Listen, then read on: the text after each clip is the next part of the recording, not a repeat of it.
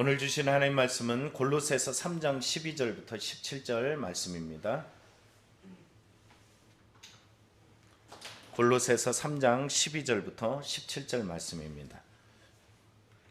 그러므로 너희는 하나님이 택하사 거룩하고 사랑받은 자처럼 긍휼과 자비와 겸손과 온유와 오래 참음을 옷 입고 누가 누구에게 불만이 있거든 서로 용납하여 피차 용서하되 주께서 너희를 용서하신 것 같이 너희도 그리하고 이 모든 것 위에 사랑을 더하라. 이는 온전하게 매는 띠니라. 그리스도의 평강이 너희 마음을 주장하게 하라. 너희는 평강을 위하여 한 몸으로 부르심을 받았나니 너희는 또한 감사하는 자가 되라. 그리스도의 말씀이 너희 속에 풍성히 과하여 모든 지혜로 피차 가르치며 권면하고 시와 찬송과 신령한 노래를 부르며 감사하는 마음으로 하나님을 찬양하고 또 무엇을 하든지 말에나 일에나 다 주 예수의 이름으로 하고 그를 힘입어 하나님 아버지께 감사하라. 아멘. 여러분, 그리스도인이 무엇입니까? 예수 그리스도와 함께 십자가 못 박혀 죽고 예수 그리스도와 함께 십자가에서 살아난 사람을 그리스도인이라고 이야기합니다. 이런 그리스도인의 가장 큰 특징은 바로 땅의 것을 바라보지 않고 위의 것을 바라본다는 것입니다. 그래서 오늘 3장 2절에도 그러죠. 위의 것을 생각하고 땅의 것을 생각하지 마라. 여러분, 생각한다는 것은 어떤 의미일까요? 어제도 말씀드렸지만 의미는 끊임없이 골똘하게 생각한다는 거예요. 우리가 수많은 하루하루마다 엄청난 양의 생각을 합니다. 쓸데없는 생각, 부질없는 생각, 하나님이 기뻐하지 않는 생각들이 많지만 우리가 생각해야 될 진짜 생각할 것은 위의 것, 하나님의 보좌에 계신 예수 그리스도를 바라보면서 우리는 생각하며 골똘히 그 생각 속에 살아가야 될 줄 믿습니다. 그러기에 우리는 하늘의 것과 땅의 것이 분명히 구분되어집니다. 하나님의 새 옷을 입고 믿음의 옷을 입은 사람이라 그러면은 땅의 것을 끊임없이 죽여야 되는데 그 지체 죽여야 될 것을 5절에 말하죠. 바로 음란, 부정, 사욕, 악한 정욕, 탐심이라고 이야기해. 특별히 탐심이라는 것을 한 번 더 강조하면서 우상 숭배라고 이야기합니다. 이 모든 요소들, 지금까지 봤던 1부터 5까지 말했던 이 탐심의 모든 요소들은 다 자기중심적이고 자기이해적이고 자기가 판단한다는 것입니다. 욕망 속에 감춰진 이 모든 것들은 그래서 우리는 우상 숭배와 동일해요. 10계명의 두 번째 계명이 뭡니까? 누구를 위하여 우상 숭배하지 말라? 자기예요. 우상 숭배의 본질은 자기입니다. 자기가 복받고 자기가 기준이고 자기의 관념과 자기의 삶을 철저하게 자기중심적인 사고를 가진 것이 바로 우상이라는 것입니다.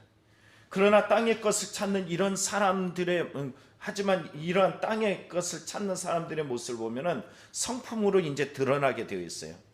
새 사람의 옷을 입지 않으면 사람이 새 사람의 옷을 입은 사람과 이렇게 구분되어지는데 오늘 본문에는 이제는 새 사람으로서 옷 입을 것을 다루는데 먼저 우리가 다룰 것은 이거예요. 어제 보았던 말씀처럼 새 사람을 입지 않고 여전히 이전의 모습을 가지고 있었던 사람들의 성품들이 있다는 거예요. 그게 뭘까요? 성경에 보니까는 8절 9절에 말한 것처럼 분함, 노여움, 악의, 비방, 입의 부끄러움, 거짓말 이런 것들입니다. 앞서 말했던 것처럼 벗어버려야 된다라고 이야기해요. 이것은 벗어버린다는 것은 낡은 옷을 벗어버리다예요. 이런 행위들은 낡았어요? 그렇다면 우리 생각해 보십시오. 예수 그리스도를 믿음으로 말미암아 무엇을 입었다고요? 믿음의 옷, 새 옷을 입었어요. 그럼 이것을 이제 벗어야 돼요. 여러분 기억납니까? 성경에 이런 얘기가 나옵니다. 왕이 사람들을 잔치에 다 불러보았어요. 불러놨는데 그 사람 중에서 이 새 옷을 입지 않은 세마포 옷을 입지 않은 사람이 있어요. 그때 왕이 성질이 이상한지 갑자기 승질을 내면서 사람들을 불러다가 그를 저 깊은 어두운 곳에다가 내어 쫓아가서 슬피 울게 만들어요. 여러분 왜 이렇게 한 줄 아세요? 이 성경의 이야기가 왜 있냐면은 왕은 그를 불렀을 때요, 왕이 초대하는 사람들의 옷을 준비합니다. 그리고 이 옷을 그들에게 입히게 되어 있어요. 그런데 그 한 사람에게 화냈던 이유는 뭐냐면은 왕이 준비한 이 옷을 입지 않고 이전에 자기가 입던 옷을 그대로 입고 있었기 때문에 왕이 화가 난 거예요. 우리도 마찬가지입니다. 우리가 이전에 있었던 이 성품을 계속 잊고 있으면 우리가 어떻게 될까요? 우리가 기억할 것은 이것이 바로 하나님의 진노가 된다는 사실입니다. 그래서 내가 잘 믿은 것 같고 내가 괜찮게 사는 것 같고 내가 신앙생활 충분하게 한 것 같지만 어느 날 왕 앞에 서나갈 때 그 왕의 그 앞에 심판대 앞에서 왕은 우리의 온 모습을 보면서 똑같이 할 거야. 저놈을 잡아다가 옥에 가둬라. 슬피 울며 이를 갈미 있으리라. 이렇게 명할 수 있다라는 것입니다. 우리가 오늘 성경 속에 나타난 그러면 왕이 준비한 옷, 그 옷이 오늘 본문에도 동일하게 나타납니다. 그것이 곧 새 사람을 입은 자의 옷의 모습이에요. 12절부터 14절에 나타난 내용을 보면 이렇게 말합니다. 그러므로 너희는 하나님이 택하사 거룩하고 사랑받은 자처럼 긍휼과 자비와 겸손과 온유와 오래 참음을 옷 입고 누가 누구에게 불만이 있거든 서로 용납하여 피차 용서하되 주께서 너희를 용서하신 것 같이 너희도 그리하고 이 모든 것 위에 사랑을 더하라. 이는 온전하게 매는 띠니라. 여러분 표준 세번역의 이 부분을 보면은 여기에 이런 단어가 있잖아요. 위의 것을 찾는 새 사람의 모습을 표현하는데 이렇게 표현합니다. 그러므로 여러분은 하나님의 택하심을 받은 거룩하고 사랑받은 사람답게 이렇게 말하고 있어요.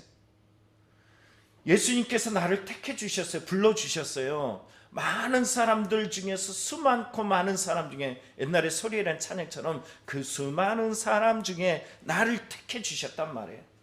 그리고서 나에게 사랑을 사랑을 주셨고 나에게 바로 거룩함이라는 이 칭함을 주셨어요. 그러면 이것에 답게 살아야 된다는 것입니다.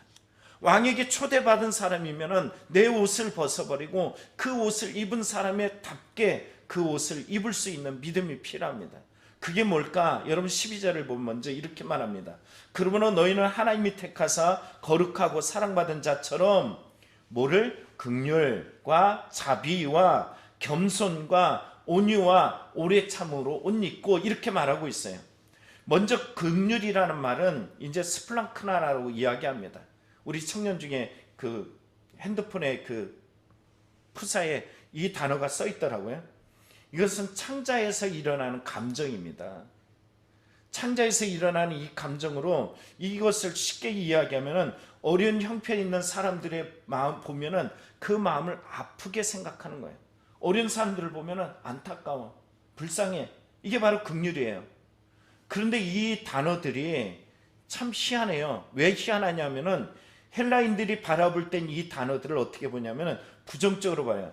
사랑 이것을 어떤 분노와 같은 이 격렬한 감정적 의미들로 바라봅니다. 그러나 히브리적인 의미들은 여기에 뭐냐면 비교적 부드러운 것으로 친절, 자비, 동정심 이런 것으로 바라봅니다. 그래서 저는 이 단어들 찾아보다가 어떤 생각이 들었냐면은 하나님의 백성이라면은 내 마음의 이 감정적 요소가 어떻게 나와야 된다 하면은 내 창자가 찢어지고 아파할 때 다른 것이 아니라 어떤 대상에 대해서 안타까워하며 불쌍히 여기는 이 마음, 긍휼히 움직여야 된다는 마음으로 저는 받아들이게 되었어요. 여러분 안에 예수 그리스도를 믿음을 통해서 이 긍휼함이 넘쳐나길 축복합니다. 두 번째는 자비라는 이름이에요. 자비는 도덕적 선량, 친절, 자격이 없는 자에게 베풀어 주신 하나님의 놀라운 은혜입니다. 그래서 성경에 보면 자비, 헤세드 뭐 이렇게 말하잖아요.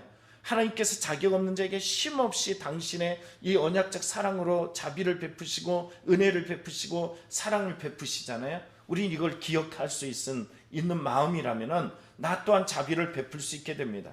세 번째는 겸손이란 단어죠. 하나님 앞에서 자기의 도덕적 무능함, 무가치성을 발견하는 거예요. 앞서 말했던 것처럼 여러분 앞에 땅의 것을 추구했던 성품들 있잖아요. 분함, 노여움, 악의, 비방, 그리고 입에 부끄러운 말, 거짓말 이런 것들이 내 힘으로 안 될 때가 있단 말이에요.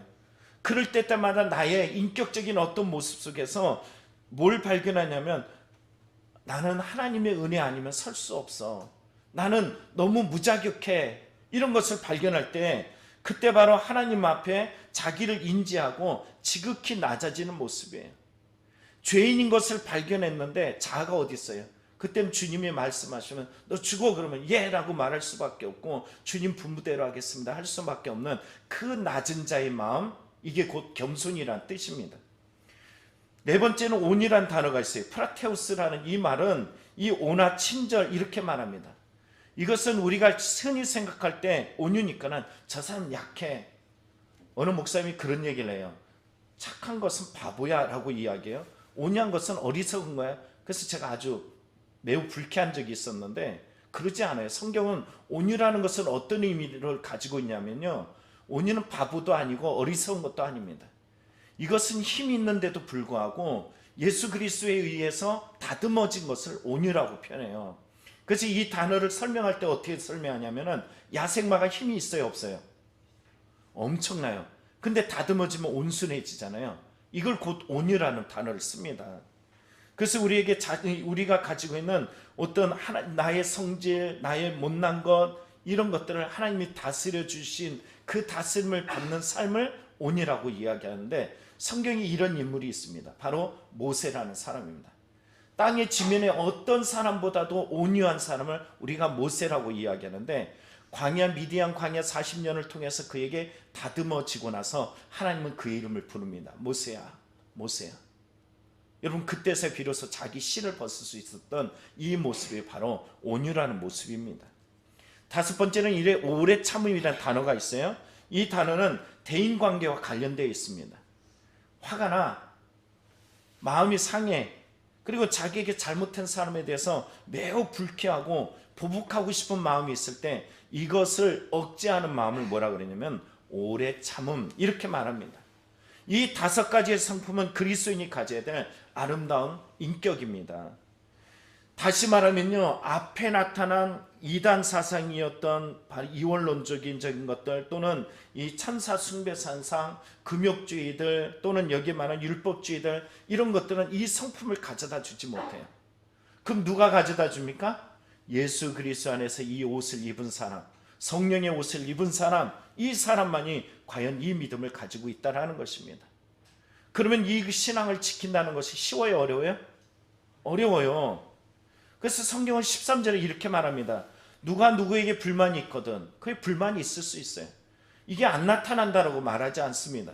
그러나 불만이 있는데 불구하고 성령의 옷을 입고 새 옷을 입은 이 사람들은 용납하게 되고, 여기 말하면 용서를 하게 됩니다. 그 이유가 어디냐면 주께서 너희를 용서하신 것 같이.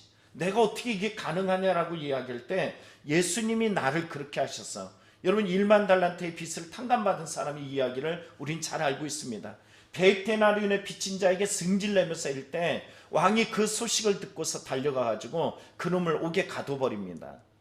오늘 우리의 삶에도 마찬가지예요. 용납하고 용서한다라는 것은 우리 주님께서 나에게 어떤 일들을 했는지 기억할 수 있어야 돼요. 그래서 용납이라는 것은 있는 그대로 받아들이는 마음을 용납이라 그러고, 용서라는 이 카리즈마이라는 것은 잘못한 사람에게 은혜를 베푸는 마음이에요. 그래서 나에게 분명히 잘못했어요. 저도 제 삶 속에서 보면은 저에게 정말로 막무가내였던 온 마음과 정신을 혼미하게 만들고, 이 목회를 해야 되냐 마냐 되는 이런 엄청 끔찍한 일들 앞에 서나갈 때도 다음날 지나면 그 사람이 용서되었던 이유들을 가만히 보면요, 제 힘으로 한 게 아니에요. 보면은 이게 하나님이 주시니까 하는 거지, 성령이 내 안에서 역사하니까 가능한 거지, 내 힘으로는 불가능하다는 것을 매번 고백할 수밖에 없습니다. 우리가 기억할 것은 바로 하나님께서 이 일들을 행하셨어. 예수 그리스도를 깊이 생각하고 그분을 바라보면 이게 가능하다는 것을 깨닫게 됩니다. 그 깨달음이 어디 있습니까? 바로 사랑받은 자라는 거예요. 그게 바로 하나님께서 거룩하게 구별된 자의 모습이라는 것입니다. 하나님께서 나를 택해 주신 이유라는 것이에요. 그래서 마지막에 뭐라 그러냐면 사랑이라고 말해요. 14절에 말하죠. 이 모든 것 위에 뭐하라? 사랑을 더하라. 사랑이 빠지면 모든 것이 꽹과리처럼 울리는 그런 쓰잘데기 없는 소리에 정말로 이 소음밖에 되지 않습니다. 우리의 행동, 우리의 기도, 우리의 예배, 우리의 삶이 요란한 소리만 된다면 얼마나 안타까워요. 주님 앞에 이 사랑을 더하는 믿음이 되길 축복합니다. 그럼 이런 것이 어떻게 가능하게 될까? 15절에 말합니다. 그리스도의 평강이 너희 마음을 주장하게 하라. 너희는 평강을 위해 한 몸으로 부르심을 받았나니 너희는 또한 감사하는 자가 되라. 어떻게 가능하다고요? 그리스도의 평강이 너희 마음을 주장하게 하라. 여러분, 나를 주장하는 것은 그리스도의 평강이에요. 여러분, 예수님이 말했던 평강은 어떤 평강일까요? 세상적인 평강일까요? 아니요. 내가 너에게 주는 평안은 세상 것 같지 아니하다 그랬어요. 그 십자가의 평안입니다. 나를 쳐서 복종하는 거예요. 제가 어제도 말씀드렸지만 9장 20절 고린도전서 9장 20절에 바울 사도도 나를 쳐서 복종하는 것은 남에게 복음을 전파하고 자신이 버림을 받을까 두렵다라고 이야기했어요. 예수 그리스도 안에 있는 이 평강이라는 것은, 이것은 오늘 성경에 주장하게 하라 라고 이야기하는 것은 브라비오라고 이야기하는 헬라어의 뜻은 이런 의미를 가지고 있습니다. 여러분, 축구 경기장에 보면은 심판자가 있어요, 없어요? 있어요. 그 사람이 노란 딱지를 보여주고 이게 3번 되면 퇴장 빨간 딱지를 받잖아요. 그게 두려워가지고 자기 마음대로 하고 싶고 승질대로 하고 싶은데, 이 축구 선수들이 그 사람의 시선을 피해가면서 두려워해서 자기 행동을 자제합니다. 오늘 본문의 이유가 바로 주장하게 하라, 이 의미가 이런 뜻이에요. 여러분, 나를 누가 보고 있어요? 심판자이신 주님이 보고 있어요. 나의 생각을 누가 살피셔요? 에레미야에 그래요. 사람의 패부를 살피신다 그럽니다. 그래서 우리는 그분 앞에 심판받을 것을 기억하면서 우리의 행동, 우리의 삶, 우리의 마음, 우리의 성품, 이 모든 것들을 주님 앞에 맡길 수 있어야 됩니다. 그럼 이런 것을 그냥 내버려 둘까? 그냥 가만히 내버려 두면 가능할까? 그렇지 않습니다. 16절 17절에 보면 그리스도의 말씀이 너희 속에 풍성히 거할 때 과연 이것이 가능하게 된다는 것이에요. 여러분, 성경에 나타난 16절 17절은 하나님의 말씀의 자리에 있어야 되는 이유를 우리에게 말해줍니다.